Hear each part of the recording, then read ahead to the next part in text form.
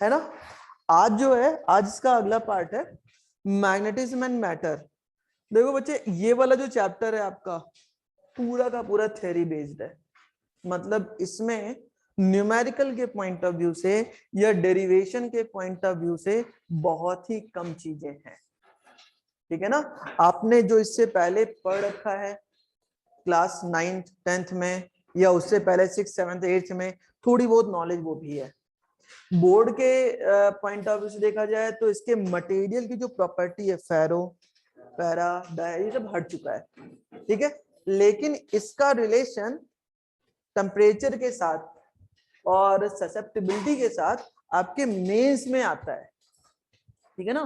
तो बोर्ड के बिहाफ पे आप उसे छोड़ सकते हो, लेकिन मेंस के बिहाफ पे नहीं छोड़ सकते। आदित्य, वहां से उठो बेटा, यहाँ बैठो।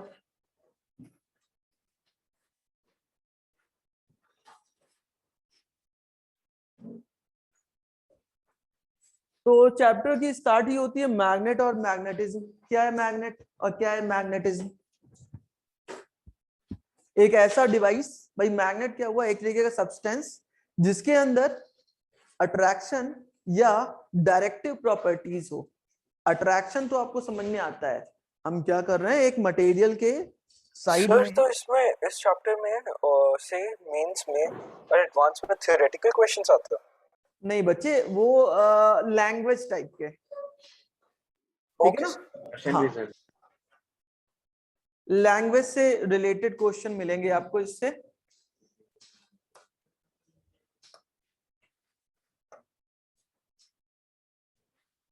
चलो ध्यान दो। सबसे पहली बात हम कह रहे हैं मैग्नेट और मैग्नेटिज्म। आपको मैग्नेट के बारे में पता है, ये हमारा मैग्नेट होता है, ये इसका नॉर्थ पोल है, ये इसका साउथ पोल है। इसकी कुछ प्रॉपर्टीज भी होती हैं। अगर हम इसके पास आयरन की या निकेल की प्रॉपर किसी भी इस तरीके के सब्सटेंस लाके रखते हैं तो वो इसे अट्रैक्ट करता है, ये इसका अट्रैक्टिव प्रॉपर्टी है। अदरवाइज आप किसी भी मैग्नेटिक मटेरियल को या मैग्नेट को फ्रीली सस्पेंड करो, इस तरीके से लटका दो, तो वो हमेशा किस डायरेक्शन में आकर रुकता है, नॉर्थ साउथ। अर्थ के नॉर्थ और साउथ, इसे कहते हैं इसकी डायरेक्टिव प्रॉपर्टी। तो दो तरीके की प्रॉपर्टी हुई, एक तो अट्रैक्टिव, दूसरा डायरेक्टिव। ठीक है। तो इसकी इस प्रॉपर्टी को कहते हैं मैग्नेटिज्म, और इस इंस्ट्रूमेंट डिवाइस मटेरियल को कहते हैं magnet. A magnet is a material that has both attractive and directive properties, and this property of attraction is called magnetism. Okay. अब मैग्नेट क्या होता है? मैग्नेट भी दो तरीके के होते हैं। एक तो होता है आपका नेचुरल, एक होता है आपका आर्टिफिशियल।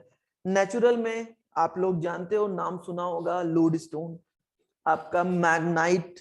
मैग्नाइट क्या है? वो एक तरीके की अट्रैक्शन की प्रॉपर्टी दिखाता है। अगर हम उसके आसपास निकल या आयरन की पीसेस को रखते हैं तो उसे अट्रैक्ट करता है। ठीक है ना। तो ये सारे के सारे कैसे हुए? ये सारे के सारे आपके नेचुरल मैग्नेट हुए। साथ में सेकंड होता है आर्टिफिशियल, जिसे हम बनाते हैं, हाँ, हॉर्स शू, बार मैग्नेट, और भी बहुत से तरीके के, मैग्नेटिक निडल, ये सब क्या है? ये सब आपके आर्टिफिशियल है। जिसमें से हमें पढ़ना क्या है? हमें दो चीजें पढ़नी है। पहला तो बार मैग्नेट, दूसरा आपका हॉर्सशू मैग्नेट। इन्हीं दोनों पे, हॉर्सशू मैग्नेट अभी आप गैल्वेनोमीटर में देख चुके हो, है ना। मूविंग कॉइल गैल्वेनोमीटर में जो मैग्नेट था वो कैसा था? वो हॉर्सशू मैग्नेट था। ठीक है।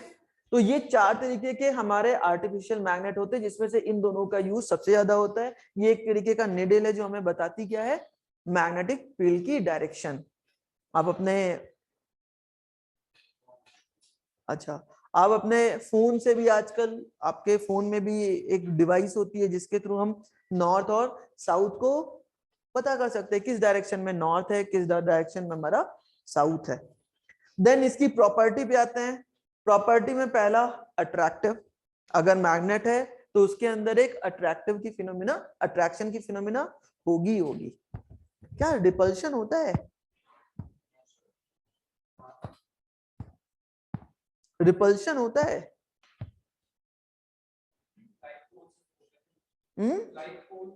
नहीं, वो तो भाई मैग्नेट की प्रॉपर्टी हुई। मैं कह रहा हूँ मैग्नेट किसी भी ऑब्जेक्ट को रिपेल कर सकता है। मैं किसी भी मैग्नेट के साइड में आयरन को रख दूं तो क्या उसे रिपेल करेगा?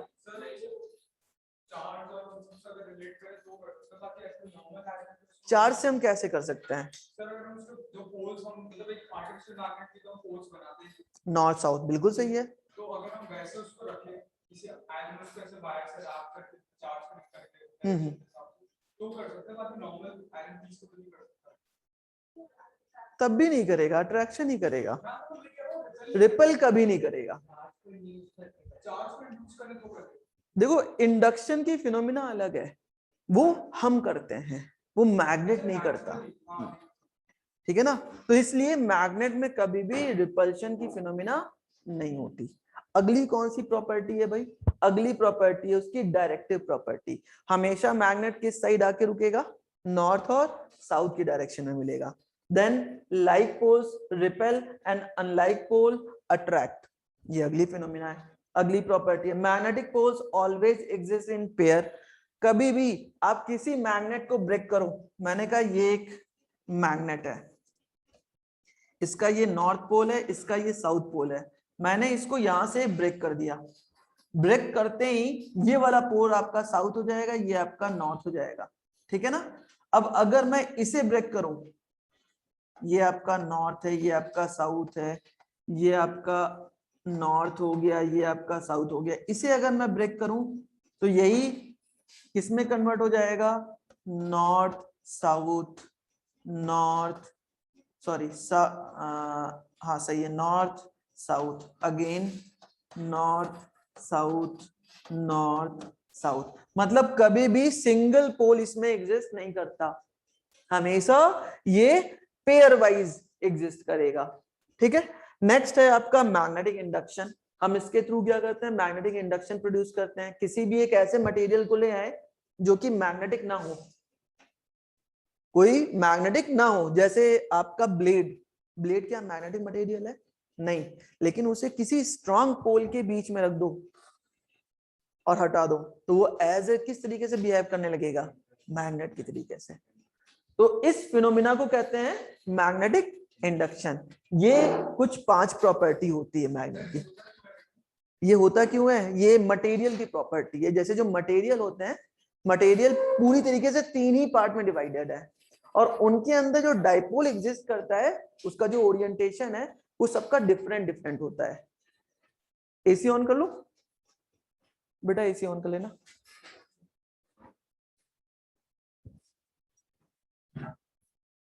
तो उस ओरिएंटेशन की वजह से ये सारी चीजें होती हैं, हम लोग अभी आगे पढ़ेंगे। ठीक है ना? अगली बात देखो, इसकी प्रॉपर्टी में ही है, मैंने इसमें लिखा नहीं है क्योंकि ये अंडरस्टूड है।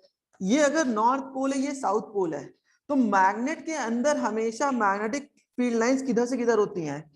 साउथ से नॉर्थ। लेकिन मैग्नेट के बाहर नॉर्थ टू साउथ होती है। ये आप लोगों को पता है, इसलिए मैंने नहीं लिखा। ठीक है ना? ओके। देन अगली बात, मोस्ट इंपॉर्टेंट, कोई भी मैग्नेट है तो उस मैग्नेट का ये जो नॉर्थ पोल है उसमें एक पॉइंट हम कंसीडर करते हैं। मान लो ये पॉइंट है, ये साउथ पोल है, तो हमने यहां पे इस पॉइंट को कंसीडर किया इस तरीके से। ये कहलाती है स्ट्रेंथ, पोल स्ट्रेंथ, और सारी चीजें इसी पे डिपेंड करती है। अगर हम बात करें दो पोल के स्ट्रेंथ के बीच की लेंथ, भाई एक तो ये नॉर्थ पोल का स्ट्रेंथ, ये आपका साउथ पोल का स्ट्रेंथ, इसके बीच की जो डिस्टेंस होती है उसे कहते हैं मैग्नेटिक लेंथ। और जो ओरिजिनल लेंथ होती है आपकी मैग्नेट की, इसे कहते हैं हम ज्योमेट्रिकल लेंथ। बात को याद रखना, जो पोल्स के बीच की लेंथ होती है उसे कहते हैं मैग्नेटिक लेंथ, और जो मैग्नेट के बीच में पूरी की पूरी मैग्नेट की जो रियल लेंथ होती है उसे हम कहते हैं ज्योमेट्रिकल लेंथ। ये डिफरेंट क्यों होती है?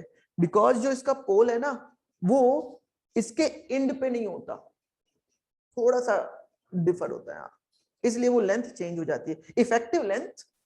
ठीक है? ऐसे ही इस ये जो एक्सिस आपको दिख रही है इसे कहते हैं मैग्नेटिक एक्सिस, मैग्नेटिक एक्सिस के परपेंडिकुलर जो एक्सिस होती है उसे कहते हैं मैग्नेटिक इक्वेटर। इसे नोट कर लो, कई बार इसकी डेफिनेशन आ रखी है आपके बोर्ड एग्जाम में।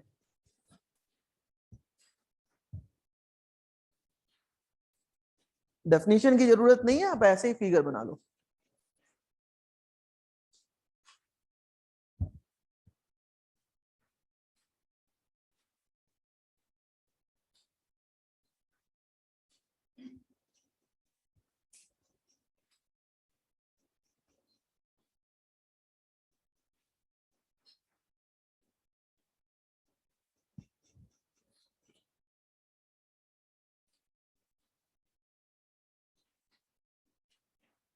डन।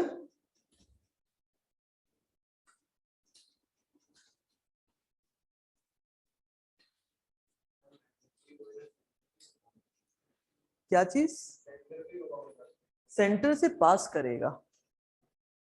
इक्वेटर जो होगा वो हमेशा मैग्नेट के सेंटर से ही पास करेगा। सेंटर पे क्या होगा? कुछ नहीं।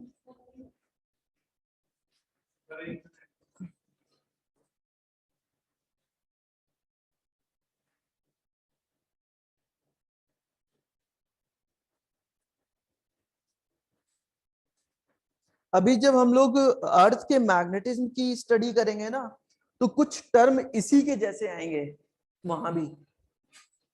Geometrical axis, geometrical meridian, geometrical poles, magnetic poles, magnetic meridian, ठीक है ना? डन। अब देखो जरा एक बात समझो, अगर ये इसकी पोल है, पोल स्ट्रेंथ है, और ये इसकी पोल स्ट्रेंथ है, तो क्या आप लोग को पता है ना कि अगर मैं इस पेन की बात करूं तो इस पेन को मैं सिंगल मास मान सकता हूं। मान सकता हूं कैसे? भाई अगर मैं इस पेन को, इस पेन पे फोर्स इस पॉइंट पे लगाऊं, इसके सेंटर ऑफ मास पे, तो इस पूरे मास का जो भी डायनामिक्स होगा वही डायनामिक्स इसके सेंटर ऑफ मास का होगा। पता है हमें? तो हम ऐसा ही मान सकते हैं कि इस साइड का पूरा स्ट्रेंथ इधर है, इस साइड का पूरा स्ट्रेंथ इधर है, तो दो स्ट्रेंथ हमें पोल्स मिले। क्या यही चीज हमने कूलम्स लॉ में नहीं पढ़ी थी? अब दोनों का डायरेक्शन भी कैसा होता है? अपोजिट होता है। भाई यहां से पोल्स, जो फील्ड लाइंस होती है, बाहर जाती है, और यहां से इसकी तरफ आती है। प्लस और माइनस में भी यही होता था, प्लस से बाहर जा रही होती थी, माइनस की तरफ आ रही होती है। बीच के डिस्टेंस भी कुछ है ना? तो क्या कुछ कूलम्स लॉ यहां बन सकता है? हाँ बिल्कुल बन सकता है। वही आपका नेक्स्ट टॉपिक है, Coulomb's law of magnetic force. क्या कहता है? बिल्कुल वही सेम चीज। वहां पे क्या था? The electrostatic force between two charges, वो लाइक है अनलाइक है मैटर नहीं करता, क्योंकि मैंने इलेक्ट्रोस्टैटिक फोर्स बोला है, are always proportional to the product of their charge and inversely proportional to the square of distance between them. तो मैं यहां भी इसे यूज कर रहा हूं। This law states that the force of attraction और repulsion between two magnetic poles. Repulsion क्यों यूज किया समझ में आया? क्योंकि एन और एस के बीच में तो अट्रैक्शन, एन और एन के बीच में repulsion, is directly proportional to the product of their poles. Product of their pole strength, इसे QM से शो करते हैं। And inversely proportional to the square of distance between them. तो बिल्कुल सेम फिनोमिना यहां भी यूज कर रहे हैं हम। मैंने मान लिया कि ये हमारा एक पोल है, इसकी स्ट्रेंथ है QM, ये दूसरा पोल है, इसकी स्ट्रेंथ है QM1, इसे मान लिया QM2। M का मतलब क्या है? मैग्नेटिक स्ट्रेंथ, ठीक है ना? और इनके बीच की डिस्टेंस मैंने मान ली, मैग्नेटिक लेंथ जो होती है वो है 2L या R मानता हूं। भाई यहां के लिए तो R है ना, हम जब डाइपोल की बात करेंगे तो हम इसे ले लेंगे, मैंने मान लिया R है। तो क्या बना? हम कह सकते हैं FM is proportional to QM1 into QM2 and proportional to 1 upon R square. This implies that FM is proportional to qm1 into qm2 upon r square. Proportionality को हटाएंगे तो एक इक्वलिटी आएगी, ठीक है ना। तो कांस्टेंट के साथ हम इसे लिख सकते हैं इज इक्वल टू, कांस्टेंट वहां पे क्या था 1/4πε0, 1/ε0 की जगह कौन लेता है म्यू नॉट, तो क्या मिल गया आपको mu not upon 4 qm1 qm2 upon r square, where qm1 is equal to pole strength of north pole, qm2 is equal to pole strength of south pole, and mu naught upon 4 is equal to 10 to power -7, and this law is known as Coulomb's law, ठीक है ना। बिल्कुल same behaviour. तो क्या वहां पे जो हम लोगों ने क्वेश्चंस किए थे वो भी यहाँ पे एप्लीकेबल है? हम ऐसा मान सकते हैं कि उन दो पोल्स के बीच में कहीं ना कहीं मैग्नेटिक फील्ड की वैल्यू, मैग्नेटिक फोर्स की वैल्यू 0 होगी। वो कौन सी डिस्टेंस पे होगी? अगर दोनों के दोनों पोल स्ट्रेंथ सेम है तो वो हमेशा क्या होगा मिड पॉइंट, है ना। तो कुछ क्वेश्चंस भी हैं, चलो कर लेते हैं। हाँ ऊपर कर दूं?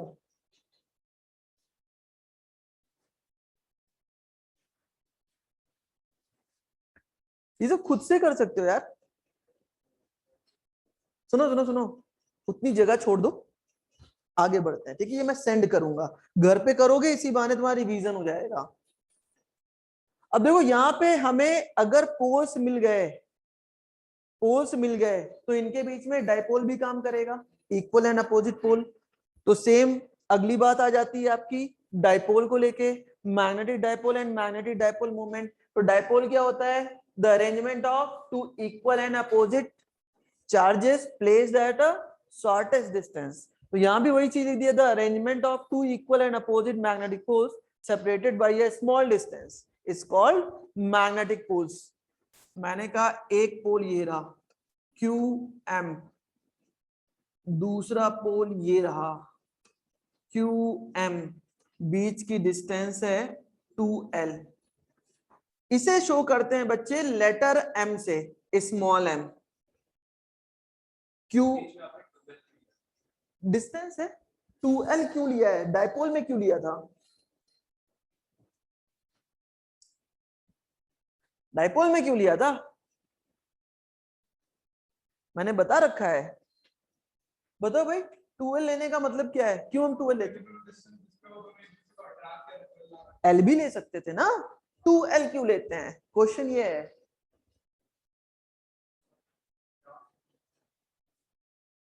क्षितिज तो 2L तो बड़ा हो जाएगा ना। क्या यार तुम बताओ।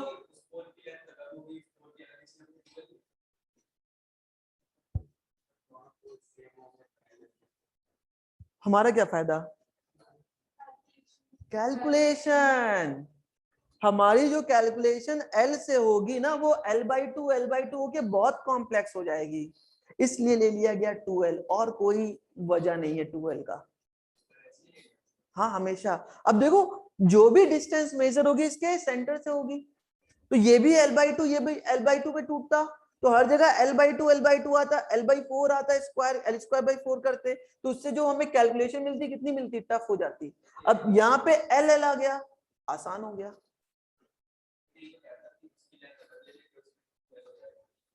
किसकी लेंथ अलग ले लेंगे?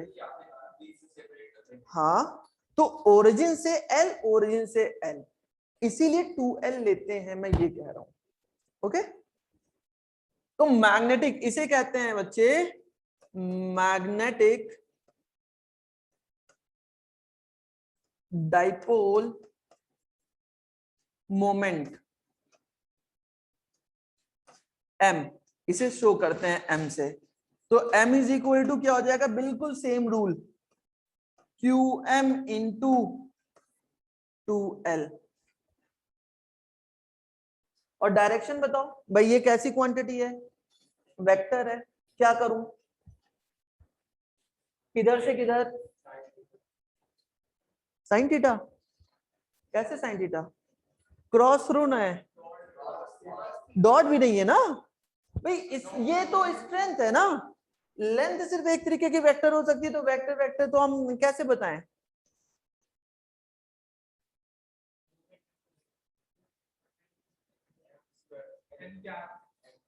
एन कैप, लेकिन डायरेक्शन क्या हुई उसकी, एन कैप की। हमें बताना पड़ेगा ना कि Q1 से भाई Q या नॉर्थ से साउथ होगी या साउथ से नॉर्थ होगी, क्या होगी। भाई तुम्हें पता है, मुझे पता है कि तुम्हें पता है, लेकिन तुम्हें नहीं पता है कि तुम्हें पता है। क्यों डिपेंड करेगा, जरा जाओ। मैं कहता हूँ नॉर्थ कभी इधर रखो कभी इधर रखो, नॉर्थ से साउथ होगा या साउथ से नॉर्थ होगा, तो होगा क्या, मैं ये पूछ रहा हूँ। हाँ ना, वो तो करंट की वजह से होगा, करंट तो यहाँ है ही नहीं, हम तो स्टैटिक पे आ गए। हाँ तो m है, लेकिन m इसके भी आप पे स्ट्रेंथ की वजह से डायरेक्शन क्या होगी, क्योंकि बिना इसके तो हम कुछ कर ही नहीं पाएंगे, डायरेक्शन तो हमें चाहिए ना चाहिए।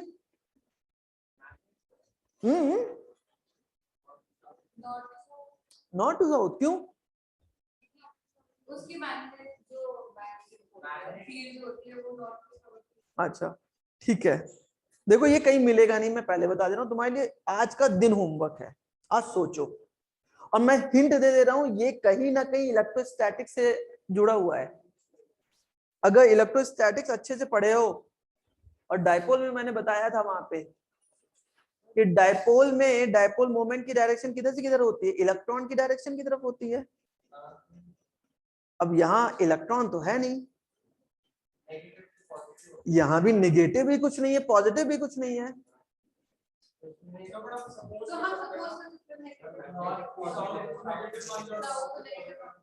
चलो ठीक है, तुम लोग आज ढूंढना, अभी आंसर मिल जाएगा आगे अगर थोड़ा सा दिमाग लगाओगे तो। हाँ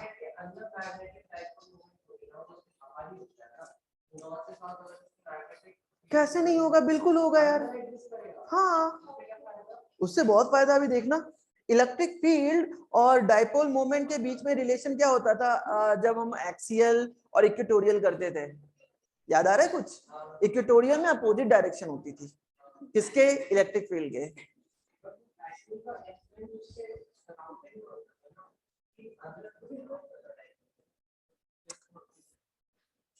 यही चीज तो सोचना है भाई, फील्ड की डायरेक्शन अंदर होती है मैग्नेट के अंदर, तो डाइपोल मोमेंट की होगी ही होगी। मैग्नेट के अंदर तो साउथ टू नॉर्थ होती है, तो हम उसमें भी वही मान सकते हैं ना ये अच्छा, वहां इलेक्ट्रिक फील्ड होती थी प्लस से माइनस, लेकिन डाइपोल होता था माइनस से प्लस, कैसे मान लें भाई, थोड़ा सा उसकी ग्रेविटी, टाइम दे रहा हूं ना बताना।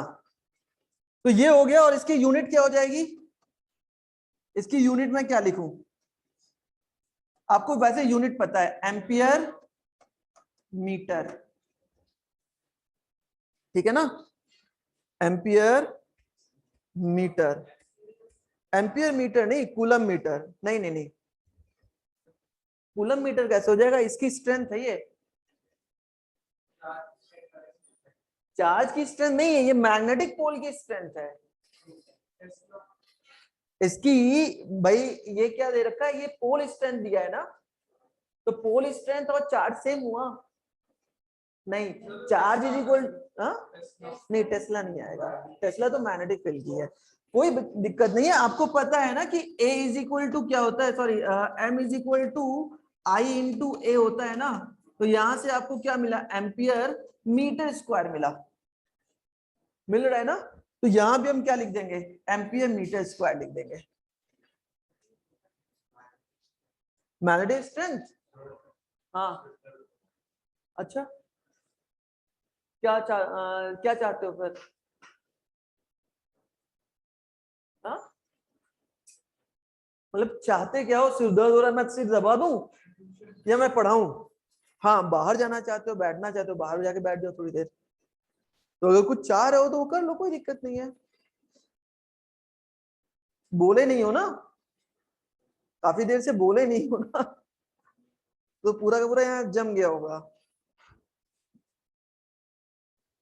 जब बाहर थोड़ी देर घूम कर आ जाओ, मुंह धुल लो, पानी वानी पी लो, रिलैक्स हो लो, फिर आ जाओ वापस। बैठ मत जाना, वापस आ जाना। अब मुझे इसकी डायमेंशन डायमेंशन भी आप निकाल लोगे, कोई बड़ी बात नहीं है। एक छोटा सा फर्क है बच्चे इसमें, लेकिन वो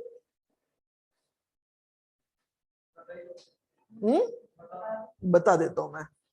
इसके साथ साथ मेरे ख्याल से मैंने यूज किया होगा, एक मिनट एक मिनट एक मिनट एक मिनट, हाँ ये देखो मैंने लिखा है टू लाइक मैग्नेटिक पोल्स, ध्यान से देना देखना, two like magnetic poles of strength 5 ampere metre, 5 ampere metre, जबकि मैंने यहां पे क्या यूज किया, ampere metre square.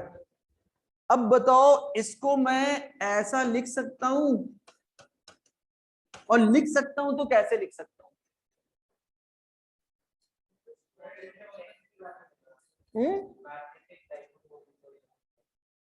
Magnetic per unit length, अच्छा और सोचो।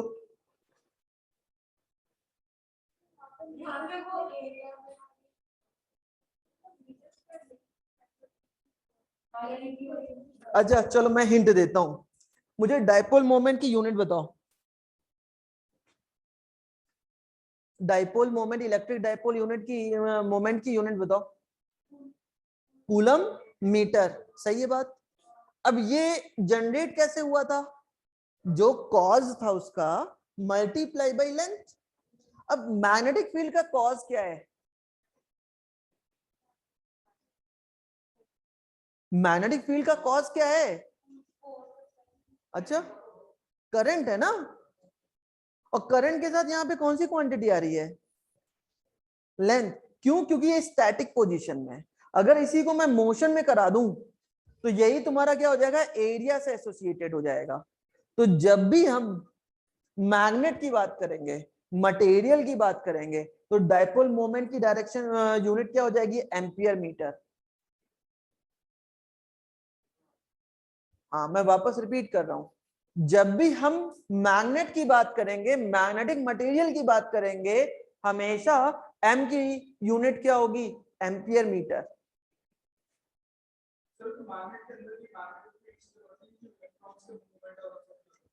ना। इलेक्ट्रिक करंट आता है चार्ज के मोशन की वजह से।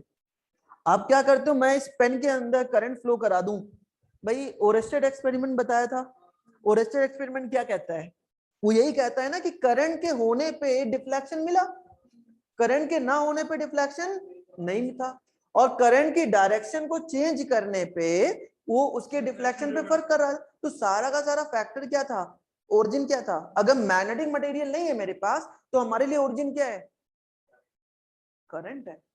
और अगर मैग्नेटिक मटेरियल है तो ओरिजिन क्या है, स्ट्रेंथ। तो स्ट्रेंथ के लिए कैसा डायमेंशन हुआ, मीटर या मीटर स्क्वायर, मीटर। और जब हम करंट की बात करेंगे तो क्या यूज करेंगे, मीटर स्क्वायर। सीधी सी बात है भाई, भाई ये किसकी वजह से है, ये मैग्नेट की वजह से है। क्योंकि डाइपोल का मतलब क्या हुआ, डाइपोल का मतलब हुआ दो पोल।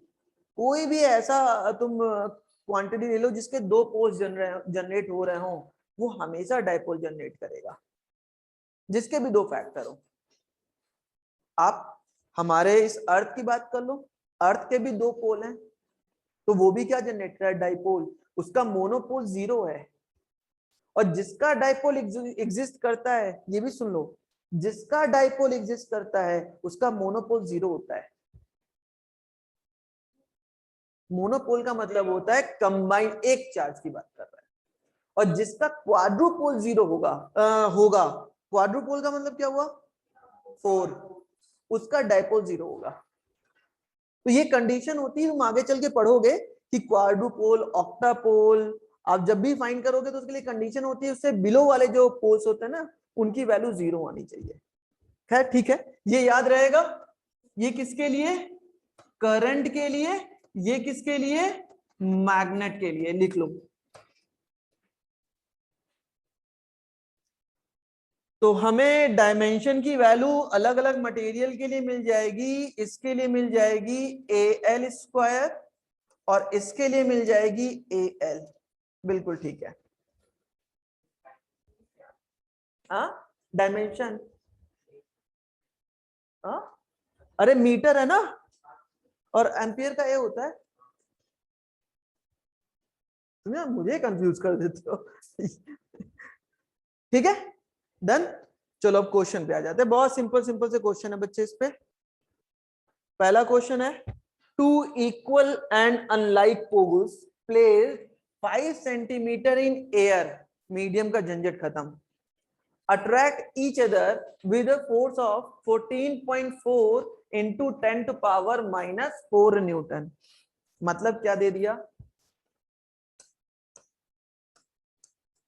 Fm is equal to 14.4 Newton. ठीक है, how far from the each how far from each other should they be placed so that the force of attraction will be this। मतलब कितना दूर रखें कि उसकी वजह से फोर्स ऑफ अट्रैक्शन की वैल्यू हो जाए 1.6 इंटू 10 टू पावर -4।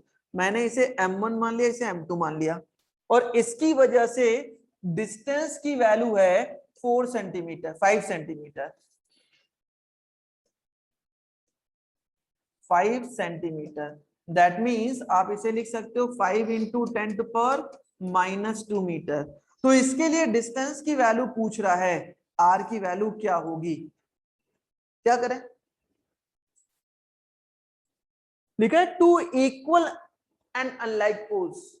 तो फॉर्मूला क्या होता है एफ का, mu not upon 4 pi QM1 QM2 upon R square.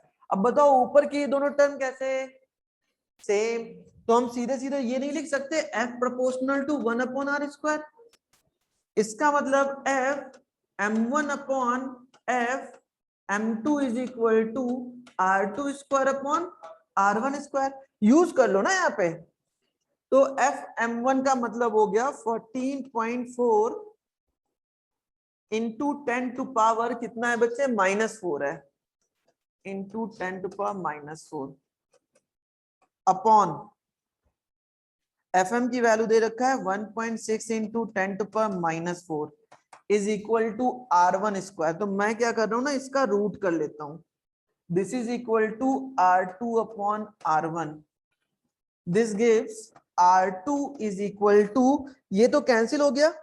अब मुझे 14.4 का मेरे ख्याल से क्या होता है, 12 होता है ना, रूट 1.2, 1.2, तो क्या हो जाएगा 1.2 अपॉन इसका 0.4, 0.4 इंटू R1, R1 कितना दिया है 5 into 10 to power -2। Answer check कर लो, सही आ रहा है ना। तो ये हो जाएगा 15 इंटू 10 टू पावर -2, तो आपको क्या मिल गया 0.15 मीटर। लेकिन ये कैसे भाई, मैंने तो मीटर में ही आना चाहिए ना। अच्छा मीटर में ही है, हाँ हाँ हाँ हाँ, बिल्कुल बिल्कुल बिल्कुल ठीक है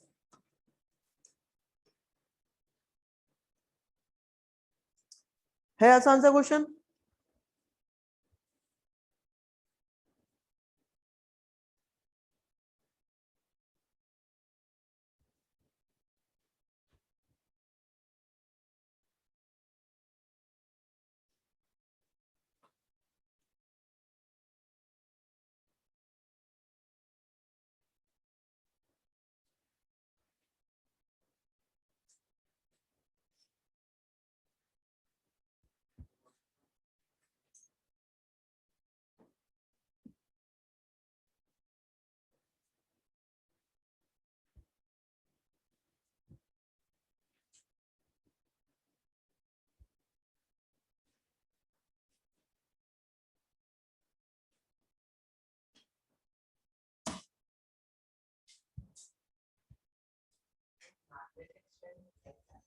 magnetic strength,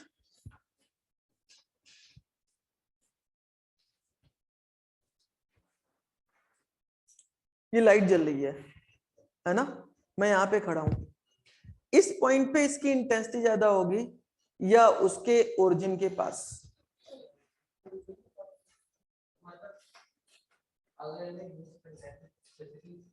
magnetic field lines पर यूनिट एरिया क्या होता है? डेंसिटी। भाई मैग्नेटिक फील्ड लाइंस पर यूनिट एरिया क्या हुई? डेंसिटी हुई ना। तो ये एरिया, इस एरिया की डेंसिटी या इसकी डेंसिटी जहां मैक्सिमम, वही उसका पोल स्ट्रेंथ। अब आप कहोगे सर समझ में नहीं आया, मुझे पता है। हाँ लेकिन भाई वो तो इनडायरेक्ट वे में बोलेंगे ना। हाँ मैग्नेटिक फ्लक्स, मैंने कहा ये एन है। अब बताओ इस जगह पे इसका एरिया इतना है, इस जगह पे इसका एरिया इतना है, इस जगह पे इसका एरिया इतना है, मैं सेम एरिया बना दूं पूरे का, तो बताओ इस एरिया से मैक्सिमम फील्ड लाइन जा रही है, इस लाइन से जा रही है कि इस लाइन से जा रही है? पहले वाले से। तो ये क्या हो गया इसकी पोल स्ट्रेंथ, क्योंकि यहाँ पे मैक्सिमम डेंसिटी है मैग्नेटिक फील्ड की, मैक्सिमम फील्ड लाइन उस एरिया से पास कर रहा है, और इसी को आगे चल के हम फ्लक्स बोल देंगे जब इसके गॉस थ्योरम पे आएंगे, ठीक है ना। चलो अगले क्वेश्चन पे आते हैं, ये आप लोग खुद करो, नहीं बस वही क्वेश्चन हुआ है, उसके बाद ये क्वेश्चन आपको करना है।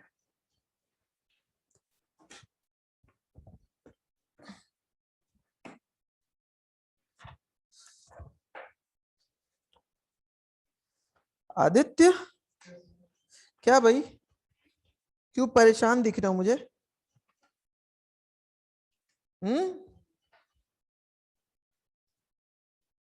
क्यों परेशान दिख रहे हो?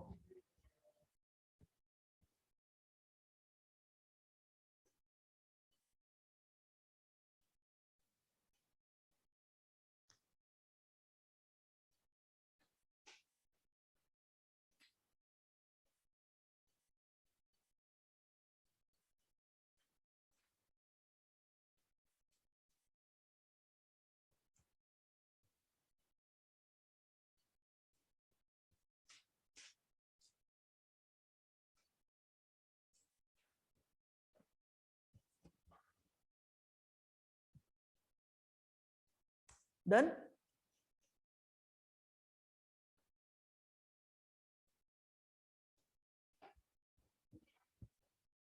देखो कह रहा है two like magnetic dipoles of strength 5 ampere metre. अरे यार एक मिनट एक मिनट एक मिनट एक मिनट एक मिनट, यार यहाँ पे स्ट्रेंथ की वैल्यू कितनी है, तो मोमेंट कितना होगा? मैंने ऊपर ये जो बात बोली है, क्या ये बात तब फुलफिल होगी ना? भाई ये हुई पोल स्ट्रेंथ, और इसकी यूनिट हुई एम्पियर मीटर, और इसकी हुई मीटर, तो टोटल क्या बना ना? ये गलत है, ये नहीं होगी। फिर इसका मतलब ये भी कह सकते हो, समझना बात को, मैंने बोला फील्ड लाइंस पर यूनिट लेंथ, फील्ड लाइंस पर यूनिट लेंथ जितनी ज्यादा पास करेगी स्ट्रेंथ की वैल्यू उतनी ज्यादा। समझ में आ रही बात, नहीं आ रही है? फ्लक्स की वैल्यू जितनी ज्यादा होगी आपके स्ट्रेंथ की वैल्यू उतनी ज्यादा। तो हम कह सकते हैं QM इज इक्वल टू क्या हुआ, I इंटू लेंथ L। मतलब जो भी करंट की क्वांटिटी है विद रिस्पेक्ट टू लेंथ, वही आपकी स्ट्रेंथ है, ठीक है ना। वो डिफरेंट नहीं है। ये लाइन गलत है भाई, इसको कट कर लो, अपनी चेंज नहीं होगी ये, बिल्कुल भी नहीं। हमेशा क्या होगी, एम्पियर मीटर स्क्वायर ही होगी, सही है। मैंने यहाँ पे ध्यान नहीं दिया, मुझे लगा ये तुम्हारा डाइपोल लिखा हुआ है। तो क्या हो गया, चलो मैं सॉल्व कर रहा हूं। QM की वैल्यू दे दिया इसने 5 एम्पियर मीटर, ओके। एंड 20, अच्छा दूसरे का ये m1 है, QM2 दे दिया इसने 20 ampere metre, situated at 1 metre apart. लो भाई ये हो गया आपकी length 1 metre. At what point on the line joining the two poles will the magnetic field be zero? इन दोनों लाइन ऑफ एक्शन में वो कौन सा पॉइंट होगा जहां पे आपकी फील्ड की वैल्यू जीरो हो? तो क्या भाई मैं मान सकता हूं कि इस वाले पोल से x डिस्टेंस पे जीरो है? मान सकता हूं। तो ये लेंथ क्या हुई? 1 माइनस एक्स।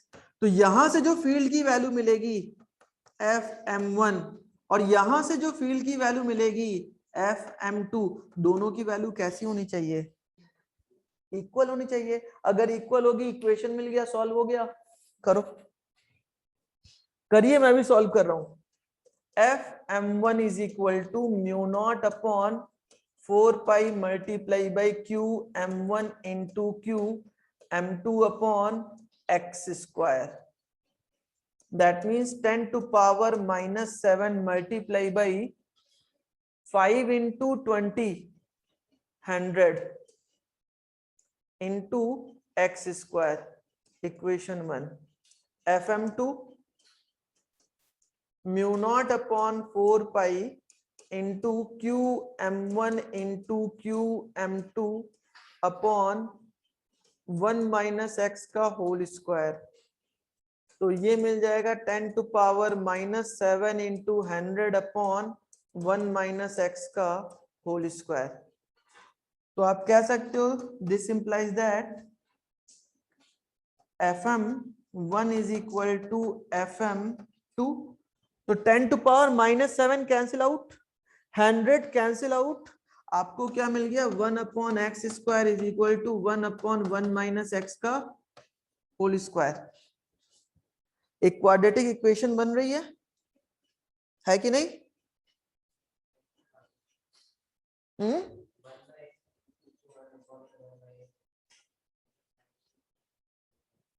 क्या चीज?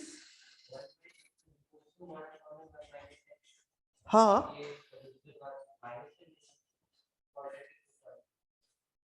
नहीं तो सॉल्व कहाँ कर रहे हैं हम? तो ऐसा नहीं लिख सकते x is equal to plus minus 1 minus x, root ले लिया दोनों साइड का रेसिप्रोकल करके। अच्छा तो क्या मिल गया हमें? देख लो एक बार कहीं कोई गलती ना हो रही हो। हाँ हाँ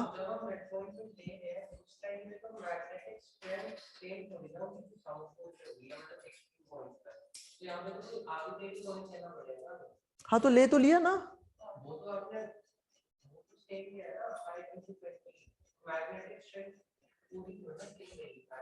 नहीं समझ पाया, क्या बोल रहे हो? फिर से बोलो। हाँ हाँ ओके ओके, मैं समझा समझा समझा समझा। कह रहे हो यहाँ पे एक थर्ड हमें लाना पड़ेगा। हाँ सही कह रहे हो। देखो अगर मैं इन दोनों के बीच की बात कर रहा हूं तो F इज इक्वल टू क्या हो जाएगा? QM1 QM2 अपॉन 1 का स्क्वायर। ठीक है ना? एक थर्ड चार्ज को लाके यहां रखा QM और इसकी वजह से लेना है। ठीक है, मैं इसको जो 2 2 है ना इसको मिटा देता हूं। ये मिट गया, यहां पे ये मिट गया। अब ठीक है, तो ये वाली इक्वेशन बदल जाएगी, कुछ इस तरीके से हो जाएगी। हाँ सही कह रहे हो।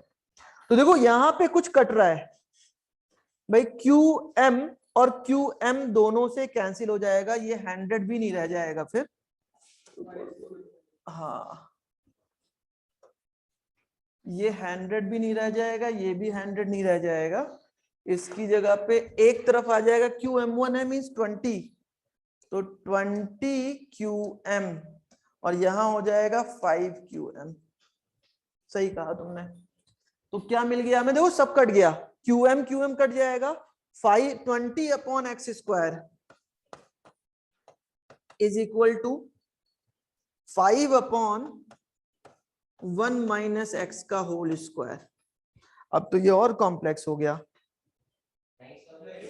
अब हाँ 4 से चला जाएगा, सही कह रहा हूं। तो हमें मिल गया 4/x² is equal to 1/1 minus x का होल स्क्वायर। क्रॉस मल्टीप्लाई कर दो तो हमें मिल जाएगा x² is equal to 4/1 minus x का होल स्क्वायर। रूट ले लो तो x is equal to +-2 1 minus x. एक बार प्लस साइन लेते हैं, टेकिंग पॉजिटिव, तो x is equal to 2 1 minus x, that means यहां पे आ जाएगा 3, नहीं 2 minus 2x, x is equal to 2 minus 2x, ये इधर आके आ गया 3x इज इक्वल टू 2, तो x is equal to 2/3 means point लगाएंगे 0.6 x की वैल्यू कितनी कह रहा है ऊपर? 0.3 कह रहा है।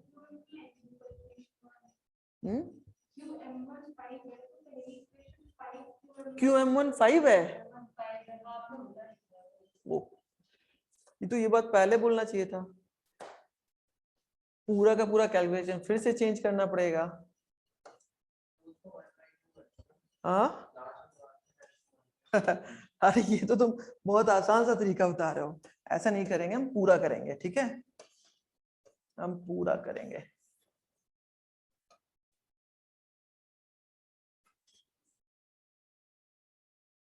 चलो चलो आप लोग करो, मेरे भरोसे मत रहो।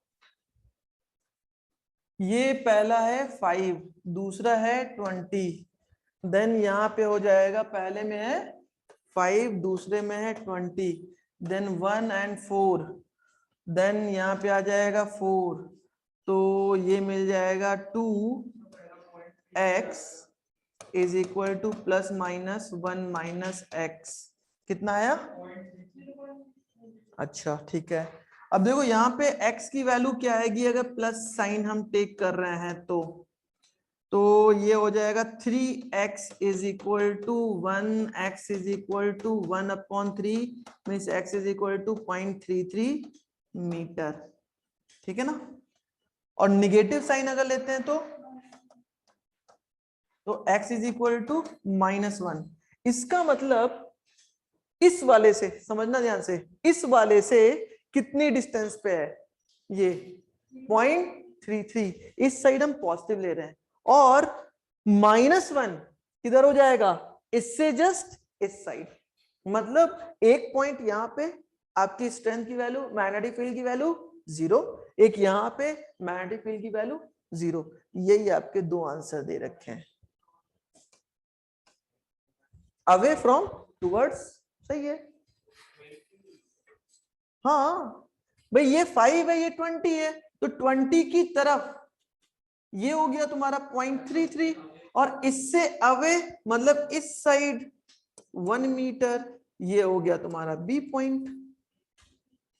इन दोनों पे फोर्स की वैल्यू 0 है ना ये। हाँ बोलो।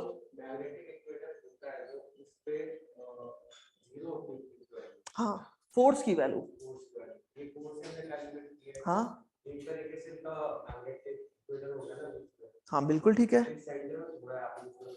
वो कब होगा? जब दोनों की पोल स्ट्रेंथ सेम होगी। यहाँ पे 20 और 5 है डिफरेंट, तो भी अरे वो बाहर जाएगा, फिर सेंट बीच में नहीं आएगा। ये बताओ तुम पहले क्या हम लाइक ले सकते हैं? नहीं ले सकते हैं। क्यों भाई? ये देखो अनलाइक है, अगर अनलाइक है, मैंने दोनों को लाइक ले लिया, मैंने मैग्नेट ले लिया, क्या इसका नॉर्थ हो सकता है? हमें तब दो डिफरेंट लेने पड़ेंगे, तो हम उसकी लाइन ऑफ एक्शन की स्टडी करें। हाँ बिल्कुल, क्यों नहीं ले सकते अलग अलग स्टैंड? बिल्कुल ले सकते हैं। चलो भाई अगली बात, magnetic field due to a bar magnet. भाई आप लोग वहां पे भी इलेक्ट्रोस्टैटिक्स में भी डायपोल की वजह से एक्सियल पे इक्वेटोरियल पे निकाले थे, वही सेम चीज है। हाँ बोलो।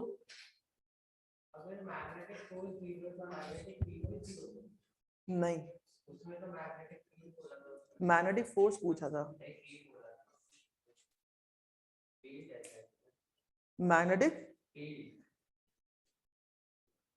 B F is equal to B I L sine theta, F is equal to Q V B sine theta. अगर एफ इज इक्वल टू 0 तो B is equal to velocity 0 होगा, बी इज इक्वल टू, अगर F is equal to 0 तो B is equal to, ये तो कुछ भी हो सकता है ना, ये भी 0 हो सकता है, velocity हाँ बिल्कुल हो सकता है। मैग्नेटिक नहीं तो यहाँ पे एक कंडीशन मिल रही है कि आपका एफ 0 है, v does not equal to 0। v कैसे 0?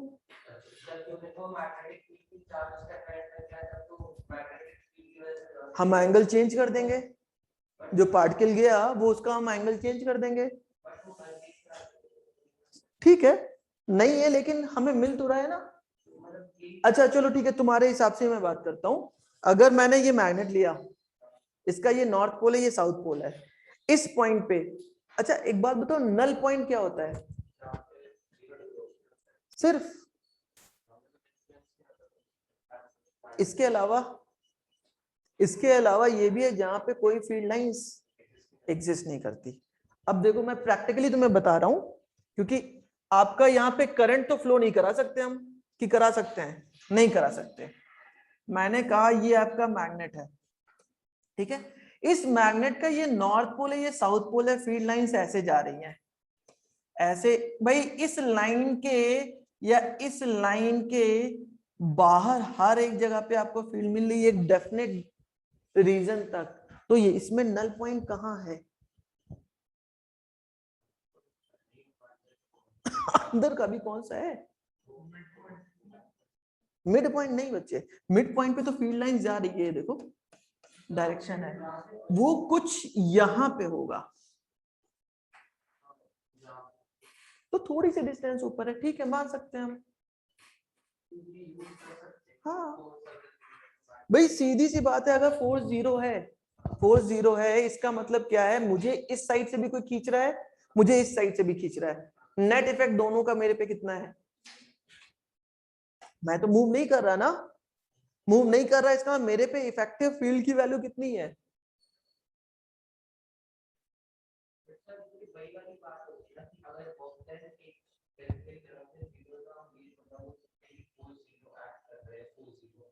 नहीं कह सकते। हाँ भाई वैसे तो ये भी है कि कुली वर्क नहीं करता है क्या?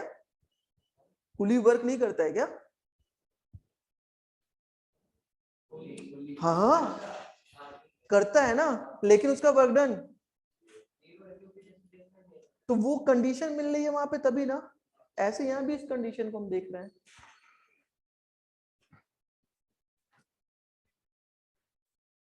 तो बताओ बच्चे इसके लिए क्या करें? चलो अब देखो इसी में तुम्हें इसका आंसर मिल जाएगा। मैंने जो डायरेक्शन की बात की थी, मैंने कहा ये नॉर्थ पोल है, ये साउथ पोल है। अच्छा मैं इसे साउथ क्यों बोल रहा हूं? मैं कह रहा हूं ये साउथ पोल है, ये नॉर्थ पोल है, ऐसा मैंने क्यों कहा? इसके पीछे भी छोटा सा रीजन है। आपको पूरे इलेक्ट्रोस्टैटिक्स में बताया था हमेशा माइनस क्यू को इधर मानेंगे। क्यों? हाँ जिसकी वजह से फील्ड को हम अच्छे से समझ सकते हैं। ये अगर होगा तो फील्ड लाइन अंदर की ओर है, और ये अगर होगा तो उस पॉइंट पे बाहर की ओर है। तो हमने इस सेंटर से एक पॉइंट मान लिया, ये रहा पी मेरा, इस पी पे इस एस की वजह से फील्ड की डायरेक्शन कैसी, मैंने ले लिया एफ एस, अंदर की ओर उसकी तरफ। इस एन की वजह से इस पी पॉइंट पे फील्ड की वैल्यू किधर, बाहर की ओर। और ये डिस्टेंस है आपका आर, ये डिस्टेंस है आपकी एल, ये डिस्टेंस है आपकी एल। अगर ऐसा है तो पी पॉइंट पे फोर्स की वैल्यू क्या होगी, नेट फोर्स।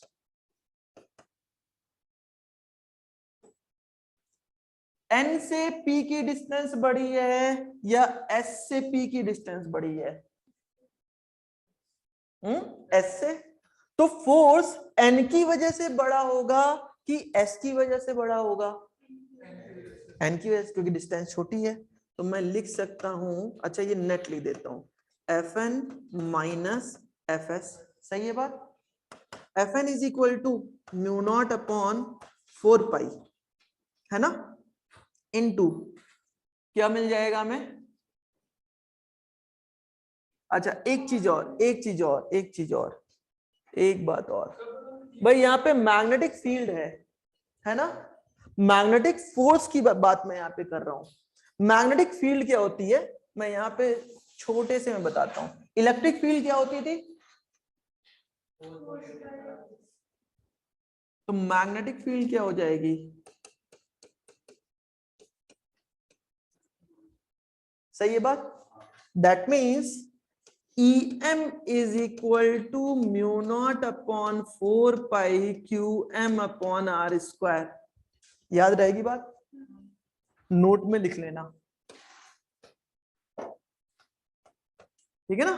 तो इसका यूज करते हैं, तो इसकी वजह से फील्ड में F को E बना दे रहा हूं, मैं सबको E बना दे रहा हूं। तो mu not upon 4 pi QM upon, बताओ भाई N से P की डिस्टेंस कितनी, R minus L, minus mu not upon 4 पाई, ये वैसे तुम्हें होमवर्क दे देना चाहिए था मुझे, R प्लस L का होल स्क्वायर। कॉमन है, कॉमन ले लो, QM म्यू नॉट अपॉन 4 पाई। अब देखो नीचे क्या बच रहा है, यहाँ पे बच रहा है 1 अपॉन R माइनस L का होल स्क्वायर, यहाँ पे बच रहा है R प्लस L का होल स्क्वायर। अगर होल स्क्वायर ना होता तो दोनों का प्रोडक्ट क्या मिलता, A minus B into A plus B. तो अब क्या मिल जाएगा, एलसीएम मैंने ले लिया R square minus L square का होल स्क्वायर, ठीक है बात। इस वाले को इधर मल्टीप्लाई करो, इस वाले को इधर करो, तो क्या मिल जाएगा, R square plus L square plus 2RL minus, भाई ये पहुंच गया यहाँ पे, minus R square minus L square plus 2RL, ये cancel out. QM into mu not upon 4 pi 2RL कितना 4RL upon R square minus L square का whole square. क्या मिल गया, हमें मिल गया E is equal to E axial, ठीक है ना, E axial is equal to, अब देखो थोड़ा सा इसको मैं अपने हिसाब से लिख रहा हूं, mu not upon 4 pi QM into 2L into 2 into L, नहीं बस इतना ही होगा, 4 अच्छा into R upon R square minus L square का होल स्क्वायर लिख सकता हूं, कोई दिक्कत नहीं है। अब देखो इसकी वैल्यू कितनी,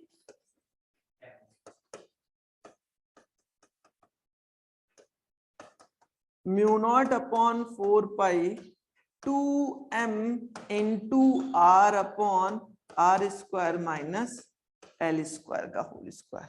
अब देखो L क्वांटिटी कैसी होती है, बहुत छोटी, भाई 12 जो डिस्टेंस लेते हैं वो सेंटीमीटर में होती है, और सेंटीमीटर का स्क्वायर करेंगे, बहुत छोटी सी क्वांटिटी का स्क्वायर करेंगे वो और छोटा, तो हम कह सकते हैं R square is much much greater than L square, therefore E axial is equal to mu not upon 4 pi 2M into R upon R to power 4, ये कैंसिल आउट, ये 3 के साथ जाएगा, तो आपको मिल गया E axial is equal to mu not upon 4 pi 2M upon R cube. क्या कुछ देखा देखा नहीं लग रहा है, ये डिट्टो है वही, भाई M की जगह P कर दो, इलेक्ट्रिक फील्ड पहुंच गए। कोई फर्क है, कोई फर्क नहीं है। अगर कोई फर्क नहीं है तो वहां पे फील्ड क्या होती थी, डाइपोल की यही होती थी, ये तो इलेक्ट्रिक फील्ड है, मैं डाइपोल की कह रहा हूं, माइनस से प्लस की तरफ। अब माइनस किधर होता था, उस साइड, प्लस इस साइड, तो डायरेक्शन कैसे हुई, इस साइड। जरा इसमें बताओ फिर, यस, समझ में आई बात? याद करने की जरूरत ही नहीं है। आप कहोगे मैग्नेटिक फील्ड की अपोजिट डायरेक्शन में एम की डायरेक्शन होती है, इलेक्ट्रिक फील्ड की अपोजिट डायरेक्शन में पी की डायरेक्शन होती थी। ठीक है ना? चलो फटाफट इसे नोट कर डालो। नीचे करूं? ये तो कर चुके हो। अच्छा,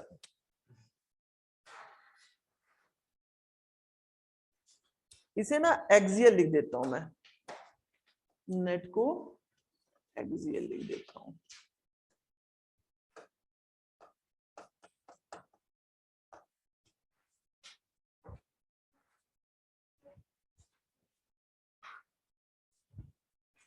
अब क्या इक्वेटोरियल वाला आप लोग होमवर्क कर सकते हो? हाँ, लेकिन डायरेक्शन माइनस के साथ हो जाएगी। हाँ हाँ बिल्कुल, लिखना नहीं है ना तुम्हें?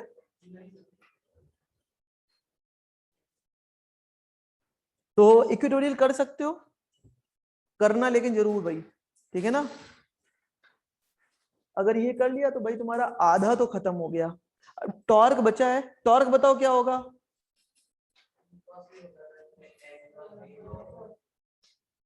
समझ में आई बात? एनर्जी क्या होती थी? Minus PE P dot E, यहां क्या हो जाएगा? समझ में आ रही बात? बस यही है, मैंने पहले ही बोला था इलेक्ट्रोस्टैटिक्स अगर आती है तो मैग्नेटोस्टैटिक्स आ जाएगी, देख लो। मैग्नेटोस्टैटिक्स ही तो पढ़ना है, तो वो तो कर चुके पहले ही। वही जो पहला इससे था मैग्नेटिक इफेक्ट ऑफ करंट, उसमें करंट कैसी थी? Non uniform. वही तो डायनामिक्स है, ये तो स्टैटिक्स पढ़ रहा है, हमने इसको यहाँ पर रोक रखा है। नहीं, पहले ये तो जानेंगे ना कि मैग्नेटिक फील्ड आती कैसे है। ये तो भाई रिजिड है, ये तो मटेरियल है, हमें इसके बारे में तो पता नहीं कितने सालों से पता है। हम बचपन से मैग्नेट खेल रहे हैं। तब कभी मैग्नेट को टीवी के ऊपर रख के देखा, एलईडी के आसपास? करके देखना, पिटोगे लेकिन बहुत, चाहे पुरानी चाहे नई।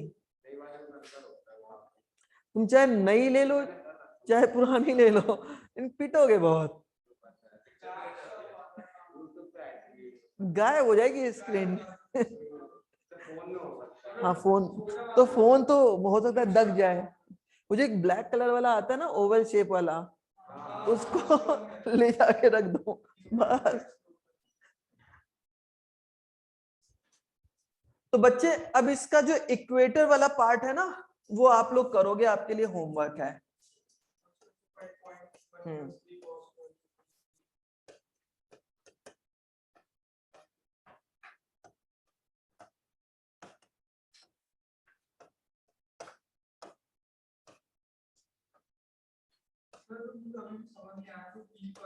आपने पॉइंट दिया, उसपे भी सर हमने फील्ड मतलब इधर है उधर है कैसे स्पेसिफाई करें?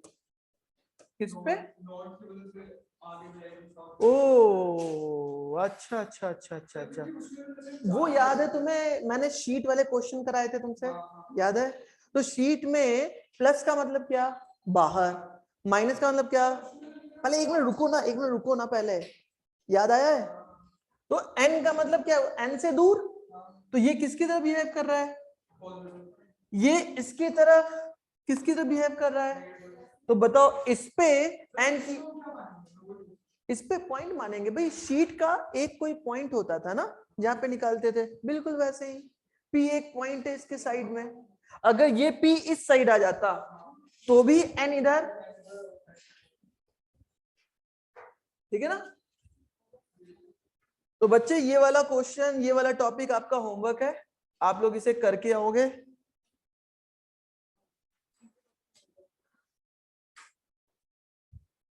ठीक है, अब एक बचता है डाइपोल, तो डाइपोल वाला हम लोग नेक्स्ट टर्म पे करेंगे। हाँ फिर खत्म हो जाएगा मैग्नेटिक। हाँ हाँ क्लास खत्म। क्या चीज? होगा होगा। क्यों नहीं होगा केमिस्ट्री? अरे वो सर की तबीयत गड़बड़ थी, वो आए ही नहीं थे ना, आज होगी।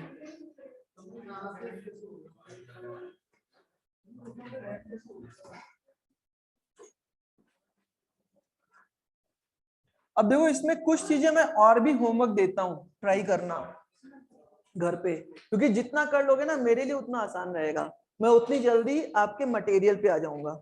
इसका टॉर्क, इसकी एनर्जी और ससेप्टिबिलिटी, मैग्नेटिक ससेप्टिबिलिटी, हाँ तो वो मैं करा दूंगा। फिर ये दोनों कर सकते हो, टॉर्क और एनर्जी, तो ये दोनों भी इसके साथ कर लेना। वर्क वही हो जाएगा, टाउ इंटू डी थीटा निकल आएगा ना, तो ये कर लेना, कुछ नहीं है इसमें, ठीक है ना। चलो हाँ हाँ हाँ, ये डाइपोल तो पहले से जनरेट कर रखा है, इसको तोड़ोगे तो भी डाइपोल रहेगा, तो ये क्या पोलराइज होगा? पोलराइजेशन नहीं होता ना, क्योंकि तो पोल पहले से सेपरेटेड है, दो पोल के साथ है। हाँ वो टेम्परेचर पे डिपेंड करती है, वो मैं बता दूंगा, उसके लिए कोई परेशानी वाली बात नहीं है।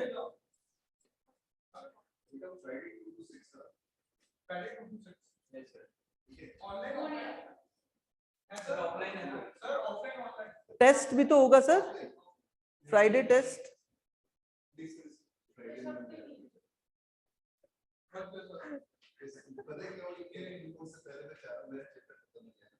अच्छा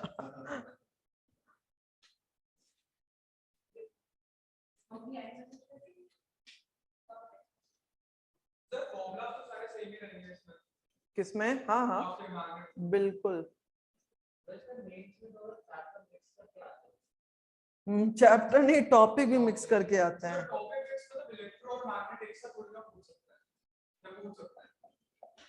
एक मिनट रुको।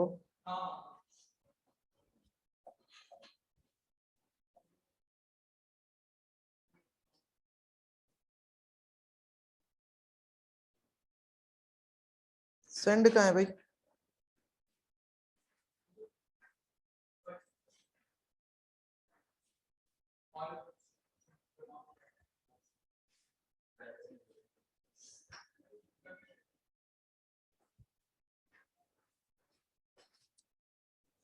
चलो बच्चे bye bye. Bye sir. Bye बेटा, 10 मिनट में आ जाओ, सर क्लास लेंगे फिर, ठीक है।